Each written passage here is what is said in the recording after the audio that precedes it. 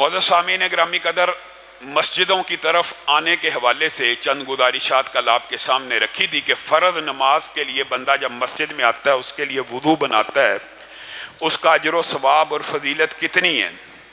نبی کریم صلی اللہ علیہ وسلم نے ارشاد فرمایا، کل جو بات آپ کے سامنے وضو کے حوالے سے رکھی تھی اس کی باقی دو شقیں بھی ہیں۔ نبی کریم صلی اللہ علیہ وسلم نے فرمایا، آج رات اللہ رب العزت کا دیدار ہوا اور اللہ رب العزت نے مجھ سے پوچھا کیا آپ کو علم ہے کہ فرشتے مقرب ملائکہ کس بارے میں جھگڑتے ہیں؟ تو میں محمد صلی اللہ علیہ وسلم نے کہا ہاں مجھے علم ہے، کفارات کے بارے میں جھگڑتے ہیں، اور کفارات میں سے ایک بات کل آپ کے سامنے رکھی تھی، وہ یہ ہے کہ اس وقت وضو کیا جائے جس وقت وضو کرنا مشکل لگ رہا ہو۔ دوسری بات، کفارات کیا ہیں؟ با وضو ہو کر مسجدوں کی طرف با جماعت نماز کے لیے چل کے آنا، اس بارے میں فرشتے آپس میں جھگڑا کرتے ہیں کہ میں نے اس بندے کا اجر و ثواب لکھنا ہے، دوسرا کہتا ہے نہیں میں لکھوں گا، تیسرا کہتا ہے نہیں میں لکھوں گا۔ صرف لکھنے کے اوپر اس بارے میں جھگڑا ہوتا ہے جو با جماعت نماز کے لیے گھر سے نکل پڑتا ہے۔ نبی کریم صلی اللہ علیہ وسلم کی یہ جو حدیثیں ہیں ذمے کی اور ضمانت کی، ذمہ اور ضمانت دونوں چیزوں میں کچھ فرق ہوتا ہے۔ جو باجماعت نماز کے لیے آئے، فجر پڑھے یا فجر نہ بھی پڑھے، گھر سے نکلے باجماعت نماز کے لیے، وہ اللہ کے ذمے میں ہے، ایک بات۔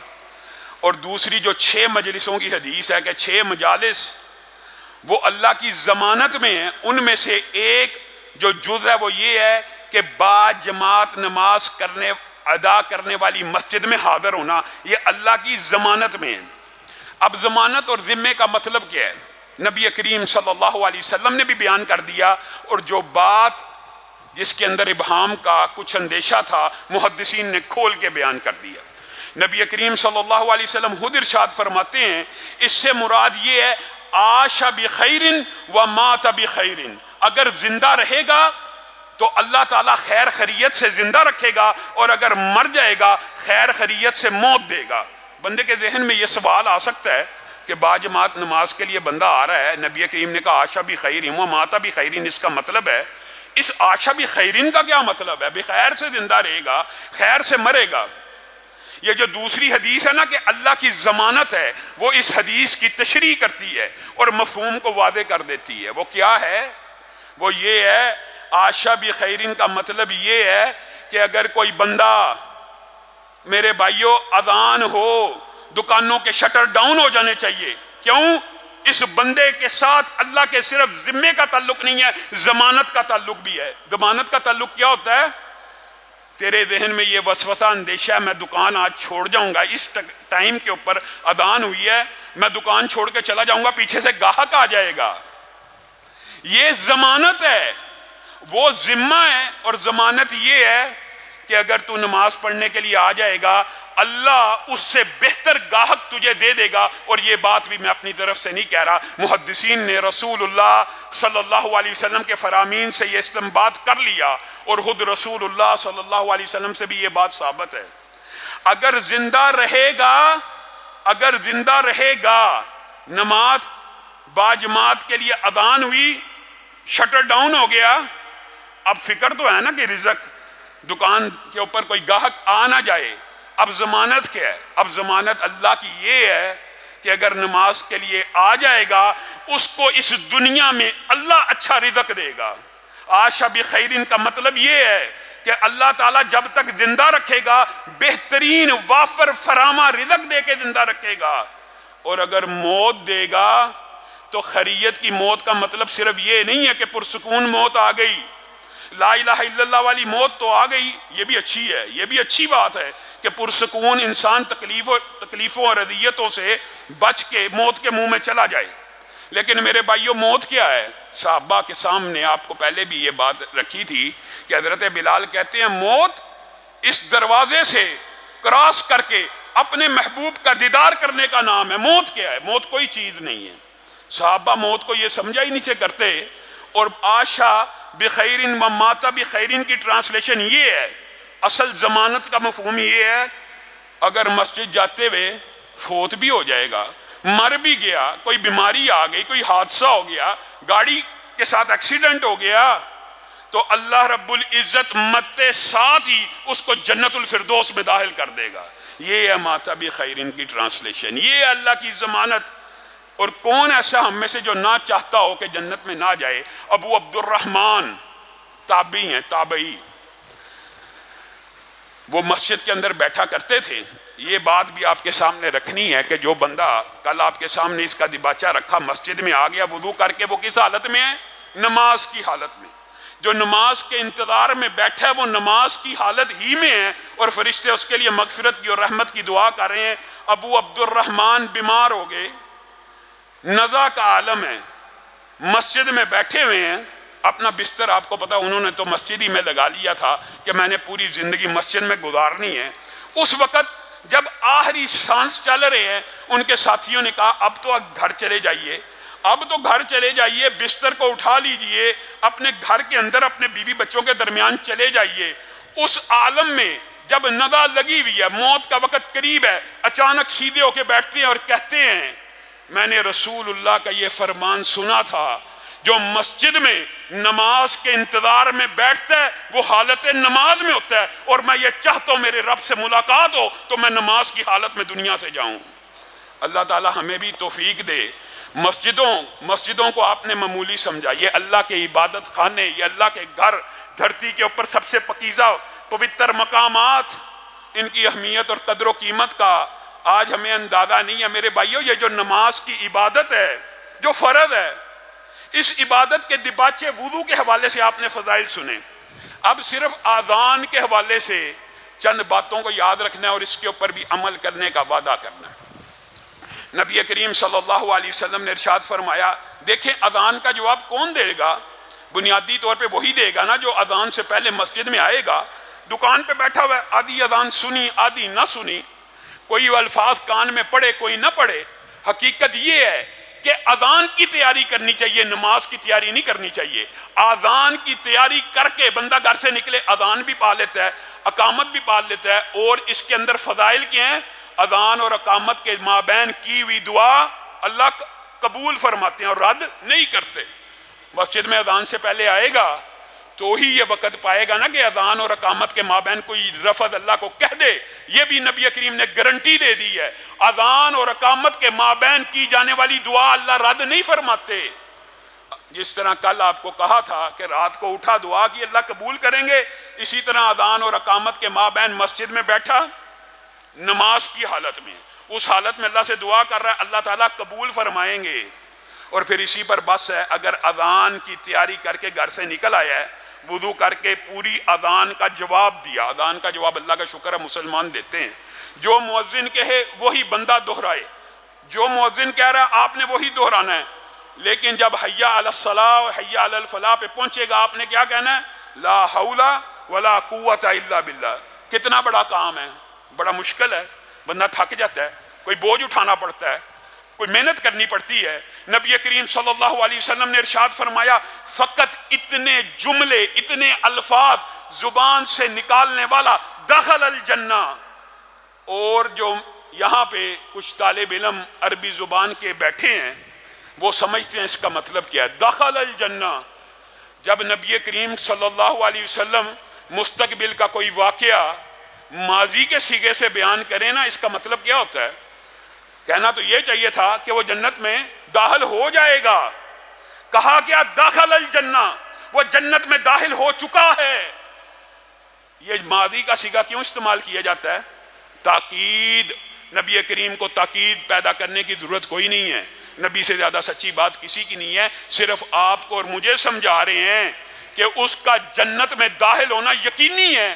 شرط ایک ہے، شرط ایک ہے کہ یہ جو الفاظ کہہ رہے ہیں نا، لا الہ الا اللہ، اللہ اکبر، اللہ اکبر، اشہد ان لا الہ الا اللہ، یہ کہنے خلوص نیت سے ہیں، زبان سے صرف یہ اقرار نہیں کرنا کہ اللہ تعالیٰ آپ بڑے ہیں، آپ کے علاوہ عبادت کسی کی نہیں، اور بعد میں پتہ چلے مخلوق کی بھی عبادت، پیسے کی بھی عبادت، روپے کی بھی عبادت، ہر چیز میں غیر اللہ کی عبادت ہو رہی ہے اور منہ سے چاہے کہے جائے۔ کہنا کیا ہے؟ جب یہ اذان کے الفاظ کہنے ہیں نیت خالص ہو کہ اللہ تیرے علاوہ عبادت کا کوئی فعل ہوگا، ذکر، روزہ، نماز، حج، نظر، نیاز، کوئی عبادت کا فعل آپ کے علاوہ نہیں ہوگا، داخل الجنہ، یہ بندہ یقینی طور پہ جنت میں داخل ہو گیا۔ یہ کس کو ملے گا؟ جو بندہ نماز سے پہلے آ رہا ہے؟ نہیں، جو بندہ اذان سے بھی پہلے مسجد کی طرف آ رہا ہے صرف وہی بندہ اذان کا جواب صحیح معنوں میں دے سکتا ہے۔ ہاں لیکن کوئی بندے اذان سے لیٹ ہو گئے، اذان ختم ہوگی، اب وہ کیا کریں؟ کیا وہ اس اجر و ثواب سے محروم رہ گئے؟ ان کے لیے اللہ رب العزت نے نبی کریم کے ذریعے دوسری آپشنز بتائی ہیں۔ اللہم رب ہذہ الدعوۃ التامہ، یہ جو دعا ہے نا، یہ ہر بندے کو یاد ہونی چاہیے، اور اللہ کا شکر ہے یہ ہمارے مسلمان بچوں کو یاد ہے۔ یہ دعا جو بندہ آذان کے بعد پڑھ لیتا ہے، نبی کریم صلی اللہ علیہ وسلم نے فرمایا کل قیامت کے دن اس کی سفارش میں محمد صلی اللہ علیہ وسلم کروں گا۔ بتائیے رسول اللہ سے زیادہ تگڑی سفارش کس کی ہو سکتی ہے؟ رسول اللہ صلی اللہ علیہ وسلم سے بہتر سفارش کس کی ہو سکتی ہے؟ آپ لوگوں کو کہتے ہیں کہ ہمارے لیے دعا کریں جنت میں چلے جائیں، ماں باپ کو کہنا چاہیے، نیک لوگوں سے دعا کروانی چاہیے، لیکن جو چاہتا ہے کہ رسول اللہ صلی اللہ علیہ وسلم کل قیامت کے دن اس کی سفارش کریں، وہ اذان کے بعد یہ دعا پڑھا کرے۔ اگر کوئی اس سے بھی رہ گیا، اذان کو گزرے ہوئے ایک عرصہ ہو گیا اور روایات متعدد ہیں، وہ کیا کرے؟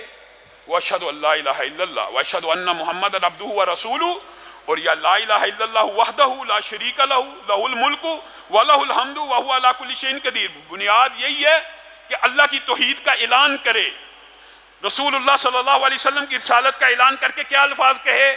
رضیت باللہ ربا وبالاسلام دینا وبمحمد نبیا۔ نبی کریم صلی اللہ علیہ وسلم نے کہا جو اذان کے بعد یہ الفاظ بھی کہہ دیتا ہے غفر لہ ما تقدم من ذنبی، وہ اس دن ایسے ہو جاتا ہے جیسے آج ماں کے پیٹ سے پیدا ہوا۔ آپ نے یہ 3 دعائیں یاد کرنی ہیں اور وعدہ کرنا ہے کہ مسجدوں میں اذان سے پہلے پہنچنے کی کوشش کرنی ہے۔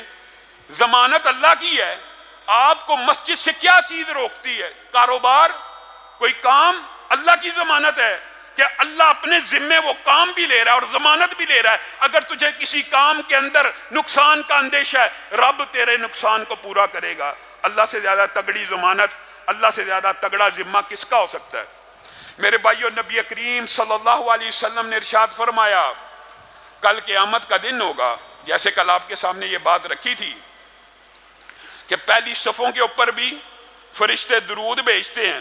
میں یہ بات کر کے اپنی بات کو مکمل کروں گا، یہ جو قیامت کے دن والی بات کو میں مؤخر کرتا ہوں۔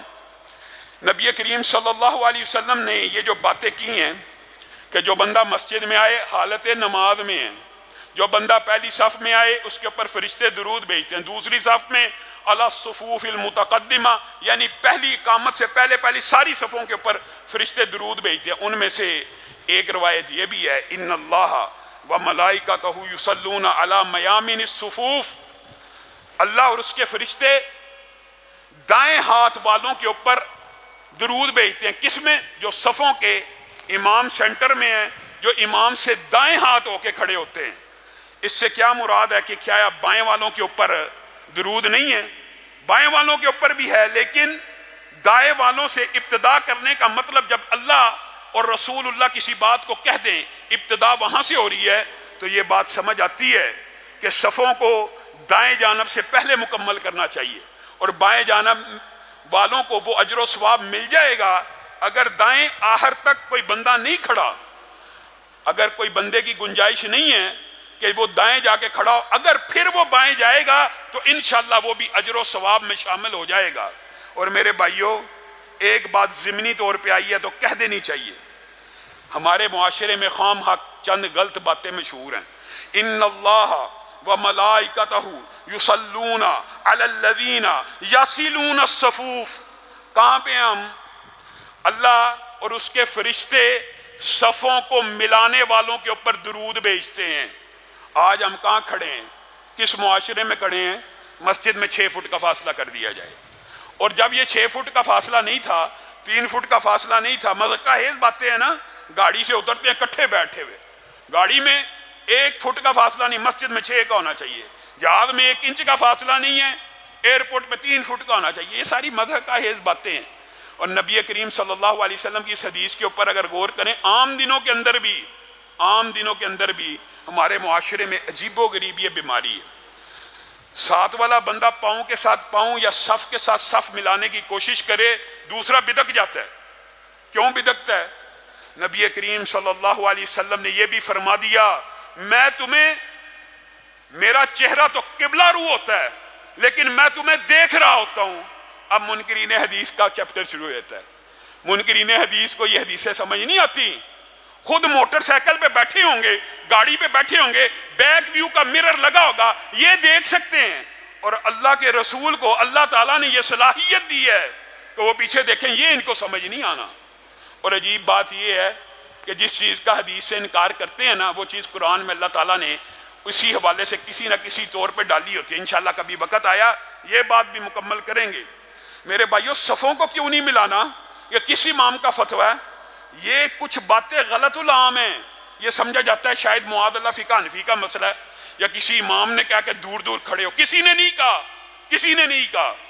یہ ہمارے یہاں پہ ٹریڈیشن ہے، یا یہ سمجھ لیں تکبر اور فخر کی وجہ سے عربوں کے اندر بھی اگر یہ بیماری اگر آ گئی ہے تو تکبر اور فخر ہو سکتا ہے۔ رسول اللہ صلی اللہ علیہ وسلم کے دور کے اندر صحابہ کیسے صفے ملاتے تھے، اللہ تعالیٰ نے بھی مثال دے دی۔ اللہ تعالیٰ نے بھی کہہ دیا کأنہم بنیان مرصوص، سیسا پلائی ہوئی دیواریں لگتی تھیں۔ اور اس کی ٹرانسلیشن اور تشریح کیا ہے؟ صحابہ بیان کرتے ہیں کہ رسول اللہ کے دور میں ہم جب صف ملاتے تھے تو ایک آدمی کے ٹخنے کے ساتھ دوسرے کا ٹخنا، ایک آدمی کے گھٹنے کے ساتھ دوسرے کا گھٹنا، اور ایک آدمی کے کندھے کے ساتھ دوسرے کا کندھا اس طرح جڑا ہوتا تھا کہ فرق کرنا مشکل ہوتا تھا کہ درمیان میں کسی ملی میٹر کا، مفہوماً بیان کر رہا ہوں، یا سینٹی میٹر کا بھی فرق ہے کہ نہیں۔ ہم صفوں کو توڑ دیتے ہیں۔ نبی کریم صلی اللہ علیہ وسلم نے بیماری کی جڑ کو پکڑنا چاہیے۔ نبی کریم صلی اللہ علیہ وسلم نے فرمایا اگر تم صفوں میں فاصلے پیدا کر دو گے، اللہ تمہارے دلوں میں بھی فاصلے پیدا کر دے گا۔ صفوں کو جوڑو گے، اللہ تمہارے دلوں کو بھی جوڑ دے گا۔ تو میرے بھائیوں، یہ عام باتیں ہیں، لیکن اس کا اجر و ثواب کیا ہے؟ جو بندہ صف ملانے کی کوشش کرے گا اس کے اوپر اللہ اور فرشتے درود بھیجیں گے۔ اس سے بڑا اجر و ثواب کیا ہو سکتا ہے؟ اور جو بندہ فجر کی نماز کے لیے گھر سے نکلتا ہے اور عشاء کی نماز کے لیے گھر سے نکلتا ہے، نورہم یسعی بین ایدیہم و بایمانہم، کل قیامت کے دن ایک منظر قرآن نے بھی بیان کیا اور حدیث میں بھی موجود ہے کہ بعض لوگوں کا نور ان کے آگے اور پیچھے دوڑ رہا ہوگا، وہ اللہ کو کہیں گے اللہ نور کو اور بڑھا، اللہ نور کو اور کامل کر۔ اور کچھ لوگ ایسے ہوں گے جب چل رہے ہوں گے نور ہے ہی نہیں، صفر کے قریب، چند لوگوں کا ارد گرد، چند لوگوں کا دوڑ رہا ہے، آگے بھی دوڑ رہا ہے پیچھے بھی دوڑ رہا ہے، میلوں کو اوپر پھیلا ہوا ہے۔ اور چند لوگ ایسے ہیں جن بیچاروں کا نور اتنا تھوڑا ہوگا، ایک حدیث کے یہ بھی الفاظ ہیں حتیٰ کہ ایک بندے کا نور صرف اتنا ہوگا کہ پاؤں کے انگوٹھے کو، جو اس کی آخری نوک ہے نا، جس طرح جگنوں کے اندر چمک ہوتی ہے، صرف انگوٹھا چمک رہا ہوگا، اور وہ اس روشنی میں بیچارہ پریشان ہوگا، کبھی جلتا ہے کبھی بجھتا ہے، اللہ سے کہے گا اللہ میرا نور بھی پورا کر دے۔ تو نبی کریم صلی اللہ علیہ وسلم نے فرمایا یہ نور اس دن مکمل نہیں ہونا یا اس دن عطا نہیں ہونا، یہ نور ان کو ملے گا جو فجر اور عشاء کی نماز میں تاریکیوں میں اٹھ کے، اندھیروں میں اٹھ کے اپنے رب کے لیے مسجدوں کا رخ کرتے ہیں۔ کل قیامت کے دن ان کو پورے کے پورے نور کی بشارت دے دو، ان کو ملنا ہے جو آتے ہیں۔ جو فجر اور عشاء کی نماز کے حوالے سے نبی کریم صلی اللہ علیہ وسلم نے ارشاد فرمایا یہ نمازیں منافقوں کے اوپر بھاری ہیں، کیونکہ ایک وقت صبح کا وہ ہوتا ہے جب کوئی دیکھنے والا نہیں، اس وقت وہی اٹھے گا جو اللہ سے ڈرتا ہوگا۔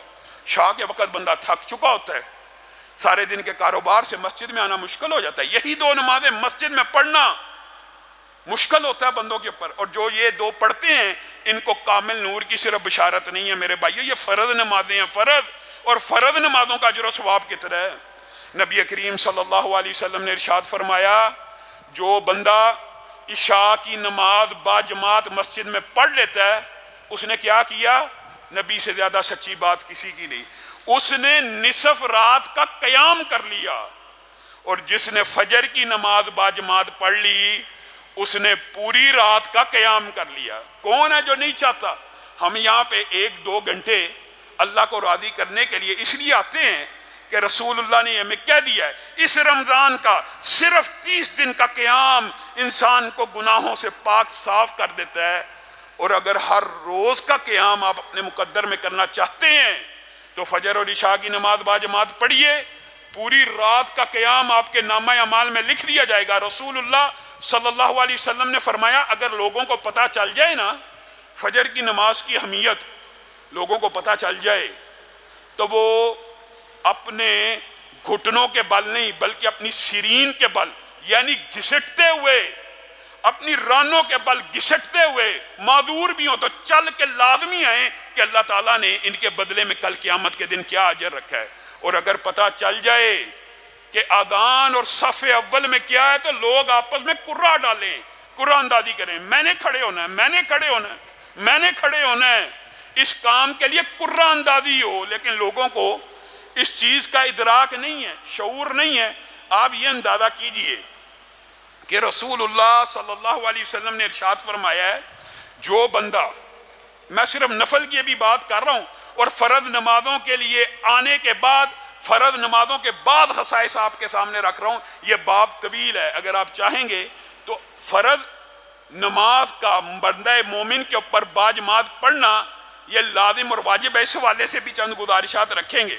میرے بھائیو صرف نفل کے اعتبار سے سن لیں کہ ایک بندہ فجر کی نماز مسجد میں آ کے پڑھتا ہے اور فجر کی نماز پڑھنے کے بعد اپنی نشست کے اوپر بیٹھا رہتا ہے، اللہ رب العزت کا ذکر کرتا ہے، لوگوں کے ساتھ سلام کرنے کی ممانعت نہیں ہے، ذکر کرتا رہتا ہے کرتا رہتا ہے کرتا رہتا ہے یہاں تک کہ سورج طلوع ہو جاتا ہے۔ کیا مطلب؟ اشراق کا وقت ہو جاتا ہے، پھر اس وقت وہ 2 رکعت نماز کو ادا کرتا ہے۔ صحیح حدیث ہے، اور حدیث کے الفاظ انسان کو اس لیے بار بار یہ باتیں دہرانی چاہیے ورنہ تو دین 1400 سال پرانا ہے، یہ اس لیے آپ کے سامنے ریپیٹ کی جاتی ہیں کہ شاید کسی کے دل میں یہ بات اتر جائے اور عمل کرنا شروع کر دے۔ رسول اللہ صلی اللہ علیہ وسلم نے ارشاد فرمایا صرف 2 رکعت اشراق کے پڑھتا ہے فجر کے بعد، اللہ کا ذکر کیا اور 2 رکعت پڑھتا ہے، اس کا اجر و ثواب ایسے ہے گویا اس نے پورے کا پورا حج کر لیا، پورے کا پورا عمرہ کر لیا۔ اب حج کرنا کتنا لمبا کام ہے اور عمرہ کرنا کتنا طویل کام ہے، یہاں سے جائیں کتنا لمبا کام ہے، مسجد کے اندر 1 گھنٹہ بیٹھ جائیں 2 رکعت پڑھ لیں، وہ لمبے کام کے بدلے میں پورے کا پورا اجر ملے گا۔ اور تامہ کا جو لفظ ہے نا، اس لیے رسول اللہ نے بولا کہ یہ نہ سمجھا جائے کہ صرف فضیلت ویسی ہے، اجر و ثواب ویسا ہے، مکمل عمرے کا ثواب، مکمل حج کا ثواب بندہ مومن کی قسمت کے اندر لکھ دیا جائے گا، نامہ اعمال میں لکھ دیا جائے گا۔ میرے بھائیو، نبی کریم صلی اللہ علیہ وسلم کی مسجد کے قریب ایک گھرانہ رہتا تھا، یہ بات کر کے اپنی بات کو ختم کروں گا، صبح جمعہ ہے، آپ سب نے اس میں بھی آنا ہے، اور جو یہ پروگرام دروس کے، تراویح کے، فجر کی نماز کے بعد کے چل رہے ہیں ان میں بھی لوگوں کو ترغیب دیں، آئیں کوئی چیز سیکھ جائیں، ان میں لوگوں ہی کا فائدہ ہے۔ نبی کریم کے پاس ایک کنبہ رہتا تھا، قبیلہ بنو سلمہ، رسول اللہ صلی اللہ علیہ وسلم کی مسجد سے محبت کرنے والا تھا، پیار کرنے والا تھا، تو اپنی جگہ بیچ کر مسجد النبوی کے قریب شفٹ ہونا چاہا، تو رسول اللہ صلی اللہ علیہ وسلم نے کیا کہا؟ دیارکم دیارکم تکتبو آثارکم، اپنے گھروں میں قرار پکڑو، ان جگہوں کو نہ بیچنا، جتنی دور سے آؤ گے اتنے قدموں کا اجر و ثواب لکھا جائے گا۔ مسجد کے قریب گھر لینا چاہیے، اس میں چمبے کی بات نہیں ہے، جو کمزور ایمان کا ہے، لیکن بنو سلمہ کو رسول اللہ یہ نصیحت کر رہے ہیں کہ اپنے گھروں کو وہیں پہ رہنے دو، جگہ بیچ کے مسجد النبوی کے قریب مت آنا، جتنی دور سے آؤ گے اتنے قدم لکھے جائیں گے۔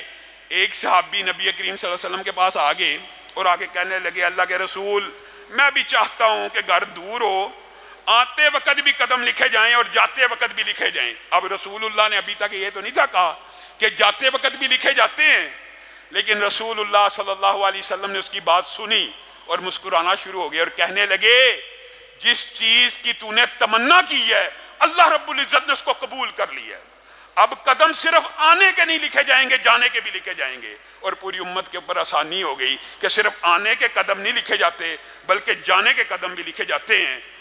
اسی حوالے سے چند گزارشات کو آئندہ آنے والے دروس کے اندر بھی پیش کیا جائے گا۔ سبحان ربک رب العزت عما یصفون وسلام علی المرسلین۔